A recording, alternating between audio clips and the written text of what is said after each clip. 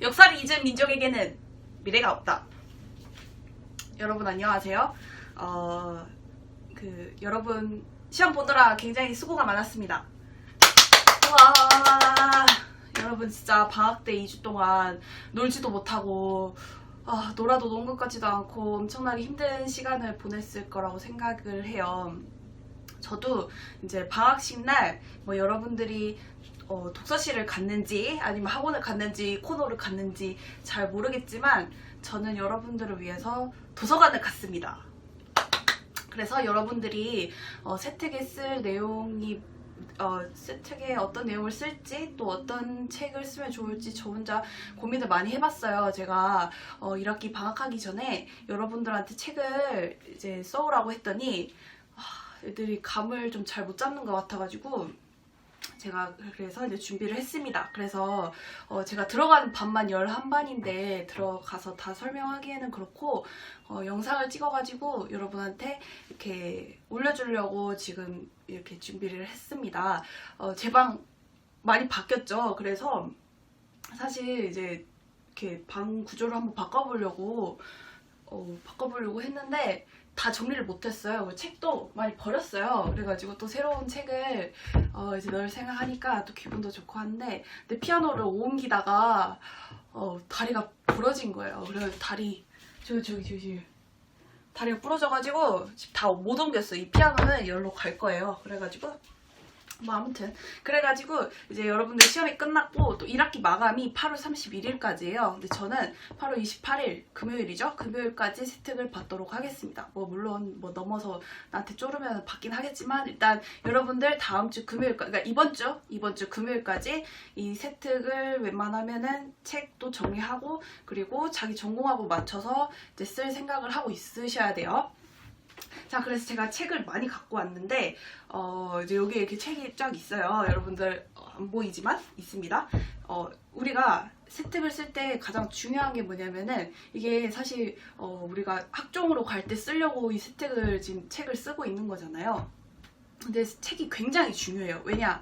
여러분들 교과 있고 비교과 있죠? 평가 방법이 교과 있고 비교과가 있는데 교과는 어쨌든 내신 성적이 얼마나 나왔느냐. 여러분들 지금 제일 중요한 거는 무조건 1등급이라도 더 올리려고 모든 과목에서 1등급이라도 더 올리려고 노력을 할 지금 시기예요.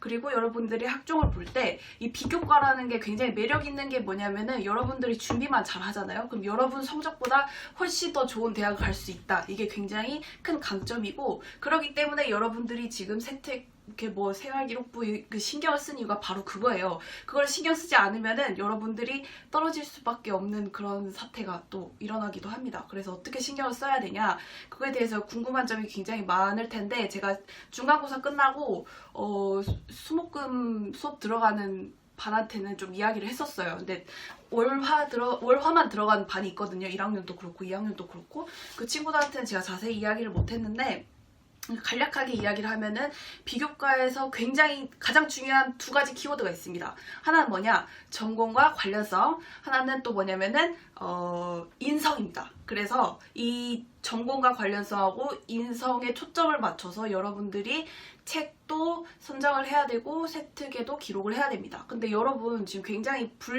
학종에서 굉장히 불리한 상황이 많이 일어나고 있는데 우리 지금 코로나 때문에 어제 뉴스에 떴는데 서울에서는 이제 수행평가 20%는 빼고 100% 집필평가도 가능하다라고 이제 내려왔어요. 선생님들 입장에서 굉장히 편리한 그런 상황이 펼쳐지는 거거든요. 왜냐하면 수행평가도 이 1시간을 다 잡아먹는다는 게 진도 나가는데 굉장히 불편해요. 그리고 불편하고 좀 난감하죠. 그래서 집에서 전같이 해오라고 할 수도 없잖아요. 지금 수업 시간에 수행평가를 해야 되니까. 그래서 아무튼 그런 상황이고 2학기 때 또 우리 학교도 또 어떻게 될지도 모르고 어떻게 될지 몰라요. 그리고 옛날에 여러분들 전설적인 선배가 한 명 있을 거예요. 충북대 의대간 선배님 있잖아요. 나하고 어렸을 때부터 이렇게 잘 알고 지냈는데 그 선배님은 세특을 쓸 때 그 당시에는 어떻게 썼냐면은 자기가 다 써가지고 와가지고 선생님한테 드리는 식이었어요. 그래서 선생님이 고쳐주고 하면은 그 언니랑 선생님하고 원하는 바가 이렇게 딱 맞아가지고 맞춰가지고 전공하고 다 맞춰서 쓴 거예요. 그래서 그 언니가 의대를 가기 위해서 역사도 마찬가지고 뭐 심지어 뭐 기술 과정 이런 것까지도 다 역사 그 의사 뭐죠? 의대랑 맞춰서 썼단 말이에요. 여러분도 그런 노력이 필요해요. 근데 지금 굉장히 상황이 어쨌든 지금 선생님들도 수업 시간에 했던 거, 수행평가에 했던 것만 쓰고 있고 선생님들이 여러분 전공이 어떤지 잘 모르잖아요. 그리고 나도 여러분들 잘 몰라요. 나는 그 보고서에 전공 분명히 썼다고 생각했는데 없더라고요. 그래서 내일부터 가서 해야 될 거는 제가 여러분들의 전공을 이제 뒷조사하는 게 저의 이제 내일 업무인데 뭐 채점도 해야 되지만 채점도 다 했어요. 2학년은 1학년이 다음 주에 할 거고 내일 할 거고. 그래서 아무튼 여러분들이 중요한 건 뭐냐, 전공하고 연관성 그리고 인성입니다. 그래서 전공하고 연관성에 대해서 일단 책을 소개를 해줄 거예요. 그래서 이제 여러 가지 제가 한 5가지 분류로 나눴거든요. 뭐 정확하게 나눈 건 아니지만 이제 나눠서 설명을 해주자면은, 일단은 여러분들이 교대하고 사범대 갈 친구들이 굉장히 많을 거라고 생각을 해요. 그리고 뭐 인문대 갈 친구들도 많고, 그래서 공통적으로 조금 해당이 되는 게 뭐가 있을까 해서 제가 책을 2권을 가지고 왔는데, 자, 이거 과거 시험이 전 세계 역사를 바꿨다고? 물음표. 자, 그리고 2번째 책은 과거 중국의 시험 지옥입니다. 미야자키 이치사다. 제가 굉장히 존경하는 역사학자인데요. 일본 역사학자인데 중국 역사에 굉장히 큰 영향을 미치고 굉장히 잘 정리한 그런 역사학자예요. 자, 그래서 이걸 제가 먼저 추천을 드리는데, 여러분들이 일단은 제가 들어가기 전에 먼저 이야기하고 싶은 건 역사뿐만 아니라 다른 과목도 다 마찬가지인 게, 추천 도서를 읽는 것보다 무조건 일단 내가 이해하기 쉽고 내가 좋아하는 거, 그리고 내 전공과 맞는 건 당연한 건데, 뭐 막 그런 거 있잖아요. 역사 교육과를 가고 싶어서 역사 교육의 실체, 뭐 이론, 뭐 막 그런 거, 그런 책은 솔직히 대학생들도 읽기 어려운 책이다. 그런 책은 비추예요. 왜냐, 그거를 이제 면접관들이 보면은 이 친구 이 책 안 읽었을 가능성이 크다 이렇게 판단할 수도 있고, 그거에 대해서 질문을 하면은 여러분들이 대답하기 굉장히 어려울 수가 있어요. 그러니까 여러분들이 읽었을 때 굉장히 쉬운 책, 그리고 제일 책을 선정할 때 중요한 게 뭐냐면은 제목도 굉장히 중요해요. 그래서 제가 이 책을 가지고 왔는데, 자, 과거 시험이 전 세계 역사를 바꿨다고, 이 책이잖아요. 그러면은 만약에 이제 이 책 제목을 쓰고 이렇게 써놨어요. 그럼 면접관이 이걸 보고 어떤 질문을 할 것 같아요? 여러분들이 책을 볼 때 가장 중요한 거는 어떤 질문을 할 것이냐. 그러니까 책도 여러 가지로 읽을 수 있는 방법이 있는데, 어떤 책은 뭐 예를 들어서 저는 뭐 죄와 벌 그 소설책 굉장히 좋아하는데 그 책은 며칠에 걸쳐서 이렇게 읽는단 말이에요. 그 책을 읽는 반면에 내가 만약에 어디에서 죄와 벌에 대해서 핵심만 이야기를 해야 된다, 그럼 그걸 1시간 만에 읽을 수도 있는 거예요. 그러니까 목적에 따라서 내가 책을 어떻게 읽어야 할지 또 생각을 해야 된다는 거예요. 자, 그래서 이 책 같은 경우에는 일단 시험이 들어가잖아요. 그래서 시험의 역사에 관해서 알 수가 있고, 그래서 이 책 굉장히 재밌어요. 그래가지고 뭐 진사시, 세원시에 대해서 이렇게 쭉 설명을 하다가 이 책 제목이 역사를 바꿨잖아요. 그죠? 과거 시험이 역사를 어떻게 바꿨느냐, 그게 맨 마지막에 가면은 정리가 돼 있어요. 뭐 서양에 누가 와가지고 과거 시험을 보더니, 우와, 우리는 대대로 내려오는 사람들, 귀족들이 이렇게 관직에 올랐는데 이 동양, 특히 중국 같은 경우에는 과거 시험을 보고 관직에 올랐구나, 이렇게 공평한 세상이 어디 있느냐 하면서 이제 이 서양 유럽에서도 그런 제도가 받아들여지면서 역사가 바뀌었다, 뭐 이런 식의 내용이거든요. 사실 그 핵심만 알면 되는 거예요. 그러니까 이것도 하나의 유도 질문인 거죠. 면접관들이 이 책이 딱 써진 걸 보면 그래, 누구 도윤 학생 과거 시험이 전 세계를 역사를 어떻게 바꿨나요? 이렇게 물어보겠죠. 그럼 나는 이 책의 핵심만 알고 있으면 되는 거예요. 그쵸? 근데 이제 조금 더 어렵게 내자면은, 만약에 내 이 책을 이제 올렸어. 이 책은 조금 난이도가 있는 책이에요. 제가 뭐 대학생 때 이렇게 아주 그 교수님께서 추천을 해준 책이었는데, 자, 과거 중국의 시험 지옥이잖아요. 시험이 어떤 식으로 뭐 막 지옥 같았는지 뭐 이런 식으로 되게 어렵게 써져 있단 말이에요. 근데 이거에 대해서 이제 책을 올려놨다. 그러면은 어떤 질문을 할지 내가 유추를 여러 가지 해볼 수가 있어요. 이 책 같은 경우에는 한 가지로 뭔가 압축이 되잖아요. 이 책 같은 경우에는 뭐 예를 들어서 중국의 과거 시험에 어땠기에 시험 지옥이라고 불렸냐, 이런 질문이 나올 수가 있고요. 또 다른 질문으로는 뭐 더 어렵게 내자면은 중국의 과거 시험이 어떤 식으로 전개가 되었느냐, 그러면 우리 뭐 송나라 때 전시과가 시행이 되었다, 뭐 이런 거 배웠었잖아요. 그런 식으로 디테일하게 물어볼 수도 있는 거고, 동아시아사를 공부했기 때문에. 그리고 뭐 또 다른 걸로는 또 뭐가 있을까요? 우리나라 시험 제도에 대해서 어떻게 생각하느냐. 이거는 두 개 다 물어볼 수가 있겠죠. 그쵸? 그런 식으로 이렇게 물어볼 수가 있다는 거예요. 그래서 책을 어떻게 선정하는지 굉장히 중요합니다. 그리고 또 설명을 해주자면 노란북이라는 사이트가 있어요. 그 사이트는 뭐 예스24나 아니면 알라딘이나 교보문고에서 나오는 중고 책들을 굉장히 저렴하게 파는 곳인데 이것도 제가 거기서 샀거든요. 근데 여기 저자 이름도 있고 도장도 있어. 대박이죠.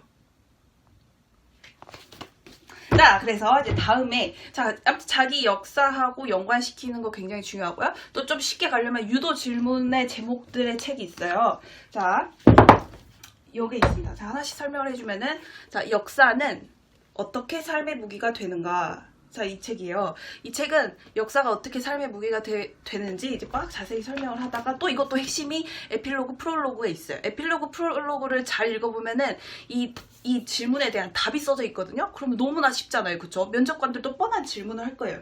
그래? 그러면 도윤 학생은 역사가 어떻게 삶의 무기가 되는지 한번 이야기해 보실래요? 이렇게 유도 질문을 할 수가 있는 거예요. 물론 이거는 내가 역사과를 가려고 했을 때 이제 그 굉장히 관련성이 있는 학과면은 질문을 하겠죠. 근데 막 예를 들어서 뭐 건축학과 이런 데를 썼는데 이거를 물어볼 리는 없겠죠. 뭐 그거에 대해서는 좀 이따가 그 형식 틀에 대해서는 다시 설명을 해주겠습니다. 자, 그래서 자, 역사는 어떻게 삶의 무기가 되는가? 내가 수업 시간에 늘 얘기했지만 국가가 발전하고 뭔가 더 진보하기 위해서는 교류가 필수라고 그랬어요. 그쵸? 서양이 발전하게 된 것도 뭔가 교류를 하고 나보다 더 괜찮은 것 지금에서 안주하지 않고 받아들이고 교류하고 뭔가 더 배우고 그런 과정에서 성장을 한다고 했죠? 이 책도 그 이야기를 설명을 하고 있어요. 그게 이제 핵심이었고. 자, 그 다음에 스페인 은의 세계사. 우리 시험 문제 맨 마지막 우리 시험 제가 이제 동아시아사 채점을 하는데 너무 깜짝 놀랐어요.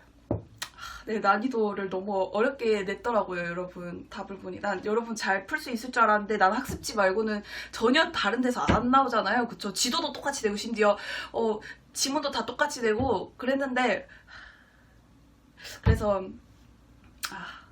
아주 뒤통수가 따가울 것 같아요, 내일 학교 가면. 미안해요, 여러분. 그래도 등급은 잘 나올 거예요. 전혀 위로가 안 되는 말을. 자, 그래서 이거는 이제 어떤 책이냐면은, 얇아요. 여러분 얇은 책 좋아하죠? 얇은 것보다 중요한 거는, 이 책의 제목이 훨씬 중요해요. 자, 스페인 은의 세계사. 근데 여기 밑에 질문이 있어요. 이거를 내가 이렇게 따옴표 해가지고 제목에 추가할 수가 있어요. 자, 아메리카의 은은 역사를 어떻게 바꾸었는가? 이게 이제 부제목이에요. 부제목을 같이 넣어주면은 이제 이거 같은 경우에는 면접관이 또 질문을 할 수 있겠죠. 아메리카의 은이 역사를 어떻게 바꿨습니까? 이렇게 물어보겠죠. 그러면은 스페인이 이렇게 신대륙을 발견을 하고 거기서 볼리비아 포토시 은광에서 은을 채굴을 하면서 그게 이제 중국에서 화폐로 쓰였기 때문에 이제 스페인이 이 마젤란 해협을 돌아가지고 갈레온선 우리 시험 이거 많이 맞췄어야 됐었는데 그죠? 많이 맞췄겠죠? 갈레온선을 타고 이제 필리핀 마닐라에 도착을 해가지고 거기서 이제 중국의 비단, 은, 뭐 도자기 이런 거를 구매를 하잖아요. 이 스페인이 은을 가지고 아메리카 은을 가지고 거기서 교역을 하는 거예요. 그러면서 이제 스페인이 강대국으로 성장을 하게 되는 거예요. 자, 그 다음에 이거. 자, 내년에 이 책은 내가 수업 시간에 이야기를 했지만 똑같은 얘기를 또 하는 거예요. 어떻게 세계는 서양이 주도하게 되었는가? 어떻게 주도하게, 이 책 나 굉장히 재밌어가지고 두 번째 지금 읽고 있는데, 여기서 말하는 게 서양이 이제 똑같아요. 이제 정화가 대원정을 떠났을 때는 크루즈 여행이었어. 그죠? 우리 중국같이 살만한 공간이 없어?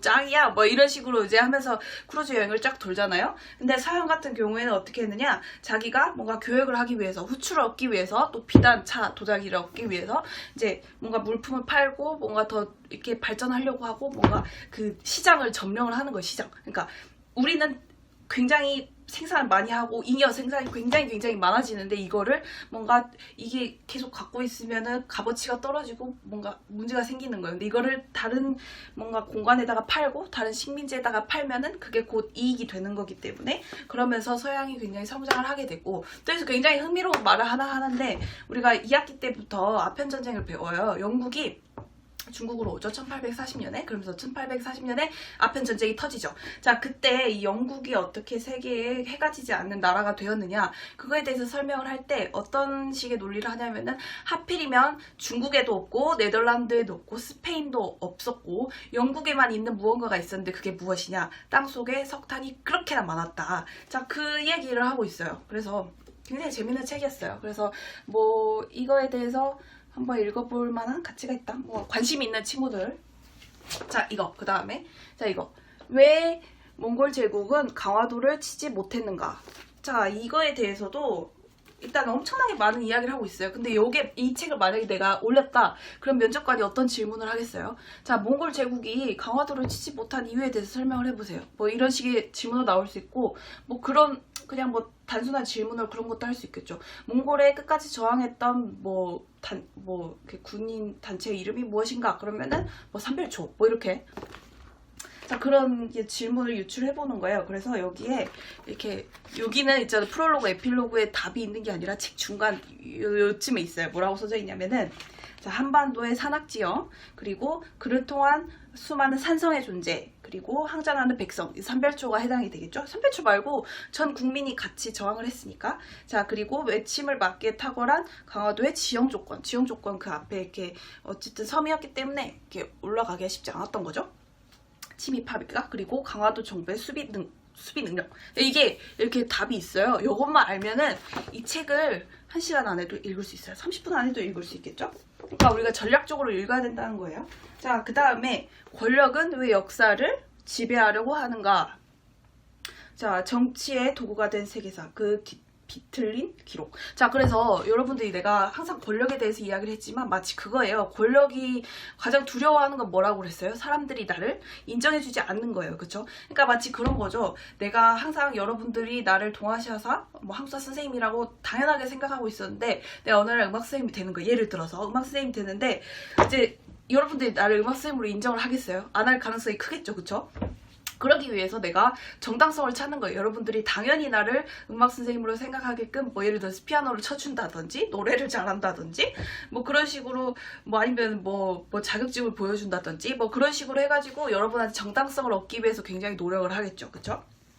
근데 이 권력 같은 경우에도, 자, 히틀러라는 사람은 자기가 지도할 만한 그런 정당성이 부족한 거예요. 내가 너희들을 지배를 하겠다 하면은 반대 세력이 굉장히 많을 거라고 생각을 하고, 그거에 대해서 어떻게 이렇게 방어를 할까 생각하니까 역사라는 거죠. 뭐 히틀러도 그렇고, 그러니까 뭔가 아리아인에 대한 환상을 막 키워놓는 거예요. 우리 세계는 아리아인이 가장 우월하고 우리가 굉장히 뭐 엄청난 그 유구한 역사를 가졌다. 그러면 사람들에게 당연히 유태인을 학살할 수 있는 기회를 줘버리고, 그러니까 뭐 이렇게 허락을 구하는 거고, 그런 식으로 뭐 스탈린이라든지 아니면 IS라든지 뭐 그렇게, 또 뭐 중국 공산당이라든지, 공산당도 사실 우리가 뭐 중국 역사를 배웠지만 이거에 대해서 굉장히 지금 막 자기 마음대로 이렇게 조작을 하는 거예요. 중국같이 엄청난 국가가 없었다. 그러니까 지금 그 뿌리는, 이제 중국의 그 위대한 뿌리는 공산당으로 이어지기 때문에 공산당의 말을 잘 들어야 된다. 뭐 이런 식의 논리를 펴는 게 어쨌든 그 역사라는 거예요. 그래서 이것도 한번 읽어볼 만한데 조금 어려울 수는 있는데 관심 있는 친구들 한번 읽어보시고. 자, 이 책은 내가 조금 이따가 자료랑 같이 설명을 해주도록 하겠습니다. 자, 그래서 지금까지 본 게 뭐냐면 두 가지예요. 하나는 내 전공하고 관련성, 그쵸? 그 대표적으로 교대, 사범대 갈 친구들을 위해서 내가 책을 선정을 해줬는데, 그리고 제목이 가장 중요하다는 거예요. 면접관들이 절대 이 세상에 하루에 출판되는 책의 개수만 몇 개인데 몇백 개 될 거예요. 그걸 다 읽을 수가 없다는 거예요. 근데 제목이 굉장히 중요하다는 거. 제목에서 이제 내용을 유추할 수 있다는 거예요. 자, 그 다음에 내가 설명할 것은 바로 이제 비교과 중에 이제 하나 설명했고, 그죠? 그 정오. 그리고 나머지 하나는 인성입니다. 인성이 뭐냐? 내가 전에도 이야기했지만, 인성이라고 하는 건 내가 학교 생활 얼마나 잘했느냐, 그죠? 내가 뭔가 학생들하고 얼마나 소통을 잘하고, 협동을 잘하고, 발표도 잘하고, 리더십도 있고, 남을 잘 이끌어주고, 어려운 친구를 도와주고, 뭐 그런 거예요. 자, 그래서 내가 책을 두 가지를 갖고 왔는데, 일단 요거 첫 번째, 역사를 만든 최고의 짝. 그래가지고 여기에 뭐 이성계, 이지란, 아니면은 뭐 윤관, 척준경 같은 경우에는 우리 그 금이 쳐들어왔을 때, 고려시대 때 금이 쳐들어왔을 때 금 정벌을 위해서 떠났던 윤관 있죠, 그죠?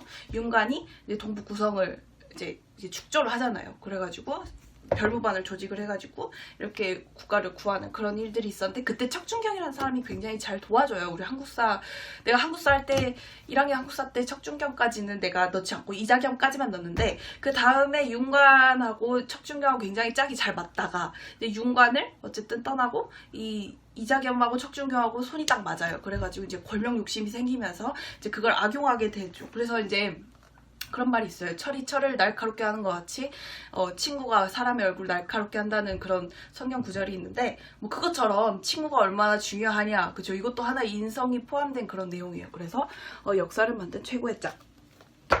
자, 그 다음에 여러분 너무 길면은 여러분 안 볼 것 같은데 벌써 20분이 넘어갔어요. 세상에. 자, 이것은 뭐냐면은, 자, 제왕의 리더십. 자, 요거는 우리나라 역사학계 석학들이 쓴 책이에요. 그래가지고 내용이 좀 어려워요.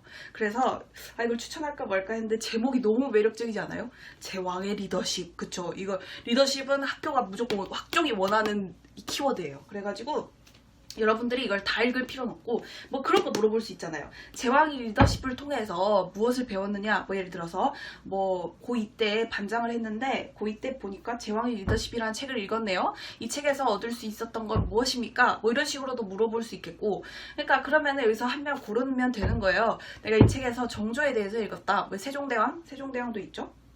세종대왕도 있고 정조도 있고 뭐 당연한 이야기지만 뭐 광개토대왕도 있고, 여기서 골라서 읽으면 될 것 같아요. 그걸 골라서 한 명을 선정을 해가지고 그거에 대해서 면접 준비를 하면은 아주 좋은 책일 것 같아요. 내용이 좀 어렵다는 건 참고하세요.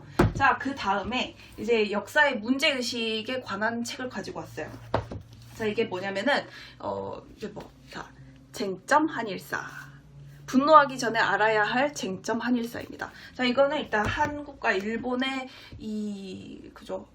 그 관계에 있어서 어떻게 보면은 뭔가 역사에서 심화된 거죠. 그 역사 교육을 준비하거나 아니면 특히 사범대 뭐 교육학과 갈 친구들한테도 역사 의식을 좀 이렇게 드러내는데 좋은 책이 아닐까 생각이 들어요. 이건 조금 이건 좀 오래된 책이긴 하지만 이것도 그렇고 이거는 이제 고등학교 선생님들이 쓴 책이라서 굉장히 쉽게 읽을 수가 있어요. 이거는 일본의 역사 왜곡 21가지.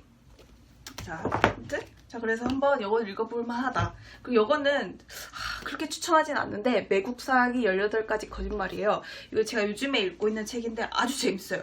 이거 있잖아요. 이거는 진짜 한국사 교과서하고 완전 딴 얘기하고 있어요. 딴 세상 이야기예요. 그래서 이거에 의하면은 우리나라 고대에서 다 뜯어 고쳐야 돼요. 근데 나름대로 근거가 있습니다. 그러니까 우리가 지금 배우고 있는 게 사실 일제강점기 때 많이 이렇게 손댄 게 많아요. 그래서 사실 그 역사 우리가 배우고 있다는 게 상당히 뭔가 제 개인적으로 아쉽긴 하지만, 사실 이게 이제 역사학계 교육계에서 받아들여지려면은 몇십 년 지나야 될 것 같은 생각이 들어요. 근데 이제 내가 뭐 이 책을 매우 추천한다라고 할 수 없는 게, 이 책이 굉장히 뭐 민족주의적인 경향이 있는데, 난 솔직히 역사라고 하는 거는 객관적인 것도 중요하지만 근거가 있으면은 밀어붙여야 된다고 생각해요. 그래서 난 여기 조금 찬성하는 편. 근데 여러분, 맞다, 그 얘기도 해야겠다. 여러분들 뭔가 학문에서 뭔가 다른 얘기를 하거나 아니면은 뭐 유명 강사 있잖아요. 근데 특정 인물을 특정하면 안 되겠지만 유명 강사라든지 아니면 뭔가 논란의 여지가 있는 거, 뭐 82년 아무튼 그런 거, 뭐 페미니스트에 관한 이야기라든지 아니면 사회적 이슈, 뭐 성소수자, 사실 뭐 그런 거 사실 전 별로 비추입니다. 왜냐면 그게 취향을 타잖아요. 솔직히 엄청나게 보수적인 그런 그 면접관이 있을 수가 있어요. 또 종교적인 내용을 담고 있는 거 사실 조금 위험할 수 있습니다. 뭐 예를 들어서 면접관이 불교 신자일 수도 있잖아요. 그러면은 뭔가 내가 뭐 기독교적이거나 아니면은 뭐 천주교 뭐 그런 도교적인 내용의 책을 읽으면 뭐 그런 일은 없겠지만, 어쨌든 뭔가 객관화된 그런 책을 조금 더 추천하는 편이고, 그런 재밌는 책 있으면은 집에서 혼자 읽기 바랍니다. 올리지 말고. 자, 그 다음에 마지막 아니고 이제 2가지가 남았습니다. 하나는 뭐냐면은 이제 통사예요, 통사. 자, 통사. 네, 이거 아주 추천. 자, 이게 뭐냐면은 중국사 수업이 옥스퍼드 중국사 수업. 아주 이거 책 예쁘게 생겼죠. 딱 미니멀하고 뭔가 두꺼워 보이긴 하지만, 만약에 여러분들이 한 학기 동안 선생님 수업을 듣고 중국사에 좀 관심이 생겼다 이런 친구들이 뭔가 중국에 관련된 책을 하나 사고 싶을 수 있을 거예요. 그래서 제가 중국사 전체적으로 보는 그런 통사책이 굉장히 많아요. 그죠? 굉장히 많은데 그런 거 중에 가장 쉽고 그리고 간단하고 그리고 사진도 많은 거를 제가 한번 골라봤습니다. 그래서 여러분도 이게 폼도 나죠 일단. 그리고 재밌어요. 그리고 나름대로 역사 이 책을 쓴 사람의 사관, 그러니까 역사관도 조금 들어가 있고, 그러니까 세계사 맥락에서 우리가 중국사를 봐야 된다. 뭔가 우리가 중국사 그 안에 테두리에서 가둬서, 그러니까 중국사 연구만 이렇게 보는 게 아니라 전 세계적인 흐름에서 봐야 된다. 그런 아주 흥미로운 이야기를 하고 있고 나온 지 얼마 안 됐어요. 2016년인가? 아무튼 그래서 이제 뭐 이렇게 그림도 되게 많아요. 그림도 많고 글씨도 크고 그리고 예쁘죠? 우리 예쁜 거 좋아하잖아 여자니까. 그죠? 그리고 이거는 뭐 막 추천하진 않지만 그래도 이거 말고 그러니까 이건 지금부터 말할 거는 칸 채우기용이에요. 칸 채우기용. 뭐 이것도 있고 이거에 대해서 질문을 하기는 어려울 거 아니에요. 그쵸? 이거를 보면은 그런 생각은 하겠죠. 아, 이 친구가 동아시아사 공부를 굉장히 열심히 했구나. 이 생각을 할 책이죠. 그리고 중국 통사는 내가 대학생 때 아주 재밌게 읽었던 책인데 미야자키 지사다가 그 저자예요. 근데 이 책은 좀 어려워요. 그래서 그냥 뭐 참고. 그 다음에 빠르게 일단 요건 이제 칸 채우기용이라고 말했죠. 자, 요거 이런 제목 좋아요. 자, 학교에서 가르쳐주지 않는 일본사예요.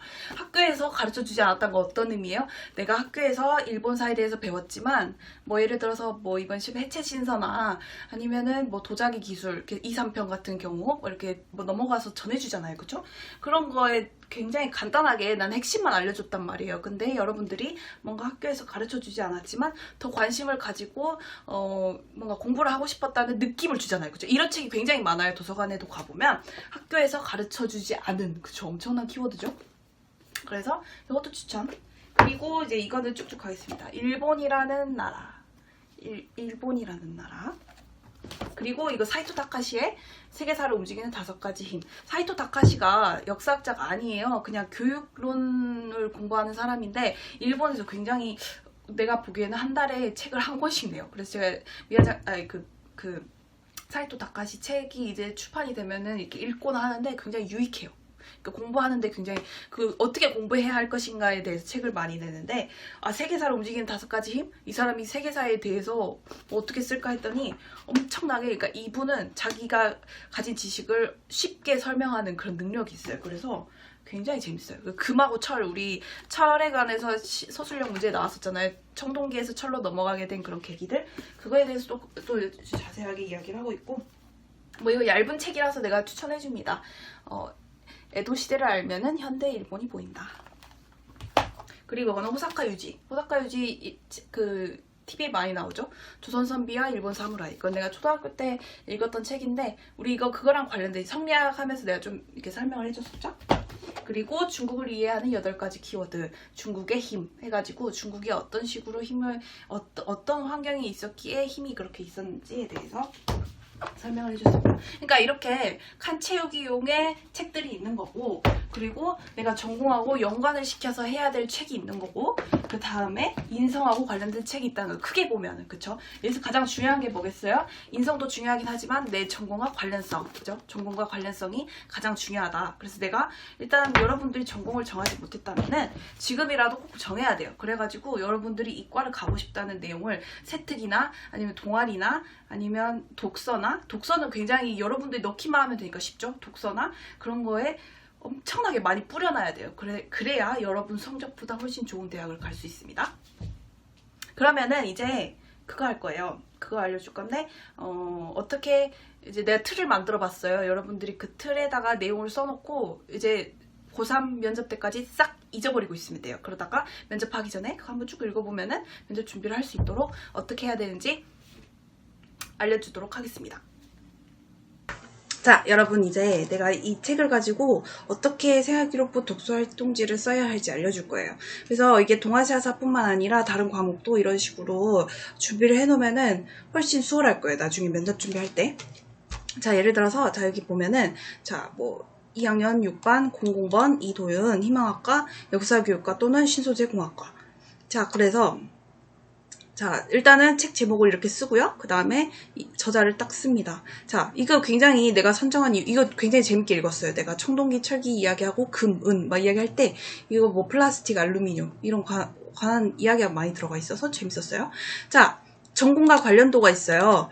그리고 이게 최근 책이잖아요. 웬만하면 최근 책을 읽어보세요. 자, 전공과 관련도 역사교육과 지원할 때에는 이 책이 세계사라는 키워드가 있기 때문에 중요하긴 하지만 그렇게 질문할 것 같지 않다 하면은 중에다가 이렇게 체크를 해놓고, 내가 만약 신소재공학과를 지원을 할 거다 그러면은 이거 완전 중요한 책이죠. 그쵸? 그럼 이거 상이에요. 그쵸? 만약에 내가 역사교육과를 지원을 하는데 뭐 예를 들어서 뭐 이 책 아까 설명해준 책, 이 책은 상 중의 상이죠. 상중상.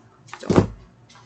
자, 그래서 책 내용을 요약을 하는데 여러분 이 책 요약을 할 때 이걸 다 읽어서 이해할 수 있는 게 절대 아니에요. 이 책도 내가 읽을 때는 한 몇 시간에 걸쳐서 읽었지만 이 활동지를 쓰기 위해서 이 책을 다시 읽었을 때는 30분도 안 걸렸어요. 그쵸? 이 핵심만 파악하면 되는 거예요. 이게 왜 독서를 하느냐에 따라서 이렇게 바꿔서 해야 된다는 거예요. 자, 책 내용을 요약을 하자면은 수많은 뭐 재료 중에서 뭐 이렇게 재료가 가지는 그런 거에 대해서 설명을 했다. 이렇게 간단하게 쓰면 됩니다. 자, 그 다음에 내가 인상적이었던 내용을 한 3가지 정도 인용을 하는 거예요. 그래서 뭐 이런 내용, 뭐 철 갑옷은 무거워서 일어나지도 못했다. 이거 좀 나 엄청 재밌었거든요. 그래서 뭐 웃었다는 거. 자, 그 다음에 이제 내 생각을 쭉 쓰는 건데, 자, 이거 이제 알루미늄도 되게 좀 재밌었어요. 왜냐면은, 어쨌든 철이라는 게 굉장히 무거웠는데, 알루미늄은 철과 굉장히 비슷한데, 훨씬 가벼웠다는 거죠. 그래서 철에 비해서 56배, 뭐, 구리에 비해서 63배, 뭐, 금에 비해서 197분의 1배겠죠? 그죠? 뭐 그런 식으로 가벼웠다. 그래가지고 뭐 그렇게 가벼웠던 게 굉장히 재밌었다. 뭐 이렇게 뭐 그냥 나는 좀 그냥 크게 썼어요. 근데 여러분들은 뭐 인용 하나만 해도 되고 뭐 최소 한 가지 해도 괜찮아요. 근데 뭐 이렇게 그냥 간략하게 쓰면 되고, 이게 중요하죠. 자, 예상 질문. 내가 이 과를 썼을 때 이거에 대해서 어떤 질문을 할 것인가에 대해서 여러분 생각나는 대로 한번 써보는 거예요. 자, 세계사를 바꾼 12가지 신소재 중에 가장 중요하다고 생각되는 것과 것을 이제 한 가지만 꼽는다면 무엇이라고 생각을 하는가. 그러면 나는 이제 철이라고 생각합니다 하면서 이렇게 쭉 하면은 이걸 일단은 지금 여러분 시간 많을 때 써놓잖아요. 나중에 이거 이제 나한테 메일 보내고 잊어버리세요. 잊어버리고, 이게 왜냐면 내가 USB에다 저장을 하면 잃어버릴 수도 있잖아요. 그쵸? 그러니까 이거를 이제 나한테 다음 주에 일주일 동안 나한테 메일로 보내세요. 그럼 내가 피드백을 또 줄게요. 뭐 예상 질문 이것도 할 수도 있겠다. 뭐 이런 식으로 해가지고 이제 이렇게 해가지고 답변을 한번 달아보고, 밑에 내용을 좀 읽어보세요. 책 내용의 요약은 앞뒤에 보면은 무조건 들어있어요. 뭐 읽어도 알 수 없으면 좀 비추. 그래도 한번 제목이 괜찮다면은 그 정도는 이해해 줄 수 있어요.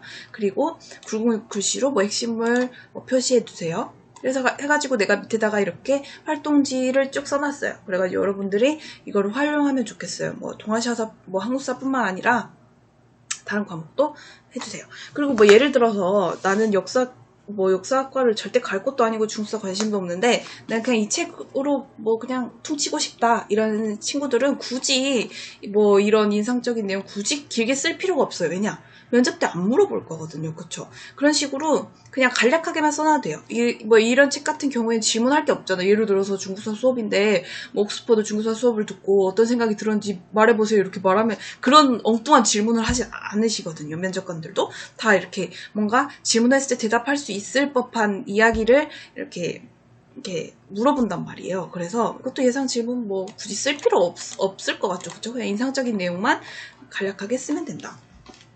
자, 그래서 여러분 제가 예를 들어서 이렇게 한번 써봤는데 여러분들이 면접을 준비할 때 어떻게 하면 좋을지 저도 고민을 많이 하고 있고 이렇게 쓰면 좋을 것 같다는 생각이 들어서 올려줄 거예요. 그래서 또 제가 열심히 준비를 했으니까 여러분들도 열심히 다음 주에 세특을 한번 이렇게 관리를 했으면 좋겠고, 세특 같은 경우에는 1년짜리잖아요. 그쵸? 근데 2학기 때 제가 여러분하고 동아시아사를 같이 안 하잖아요. 그쵸?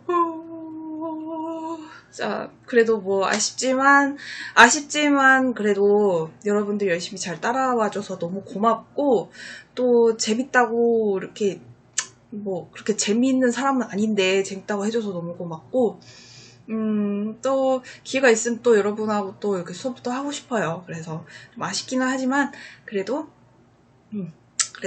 화이팅! 2학기 때도 열심히 잘할 수 있죠? 2학기 때는 자, 아무튼 자, 그래서 이제 2학기 때는 더 잘할 수 있을 거라 믿고요.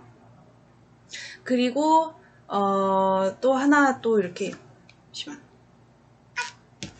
또 하나 이제 이야기를 하면은, 댓글에다가 여러분 1학년들은 우리 추첨을 했는데 2학년 언니들은 우리 추첨 안 했잖아요. 그래서 2학년 언니들한테 매점 쿠폰 4명 추첨을 하겠습니다. 추첨 언제까지냐면 다음 주 목요일까지 댓글로 무엇을 달아주냐, 내가 읽어보고 싶은 책이나 아니면 나한테 하고 싶은 말 그냥 써도 돼요. 아무튼 댓글을 달아주면 또 추첨 돌려서 매점 쿠폰을 주도록 하겠습니다. 그리고 1학년들도 아쉬우니까 1학년들은 저번에 줬으니까 4명 추천하겠습니다. 4명. 자, 그래서 많이 참여해줬으면 좋겠습니다. 그리고 이제 세특 같은 경우에 마지막에 이제 이야기를 하자면은 자기가 가고 싶은 전공 관련해서 자기가 먼저 세특을 한번 써봐도 괜찮아요. 써서 그 담당 과목 선생님한테 드리면은 엄청 땡큐 할 거예요. 옛날에는 무조건 다 써오라고 해서 여러분들 입맛에 맞게 써줄 수 있었는데 지금은 저도 여러분들 2학년 세특을 다 썼는데 이 친구가 무슨 과를 가야 되는지 안다면 훨씬 더 거기에 맞춰서 잘 써줄 수 있을 것 같은데 내가 그걸 취합을 안 했더라고요. 나는 메일로 다 보낸 줄 알았어요. 그래서 다음 주에는 내일부터는 내일 이제 마지막 8월 한 주 동안에는 그거를 취합하고 다시 세특 수정하고 그런 시간을 갖도록 하겠습니다. 여러분들도 코로나 때 힘들겠지만 이 세특 관리를 잘 해주고 더 무엇보다 중요한 건 내신 1등급이라도 더 올리는 거 굉장히 중요하다는 거. 세특을 많이 좀 여러분 신경 써주고 또 잘 모르겠는 거 있으면 선생님은 언제든지 오면은 친절하게 설명해 주잖아요. 잘 설명해 주도록 할 테니까 여러분들 화이팅! 우리 코로나 시기를 잘 버텨보도록 합시다. 그래서 화이팅하고 안녕. 이제 끝났으니까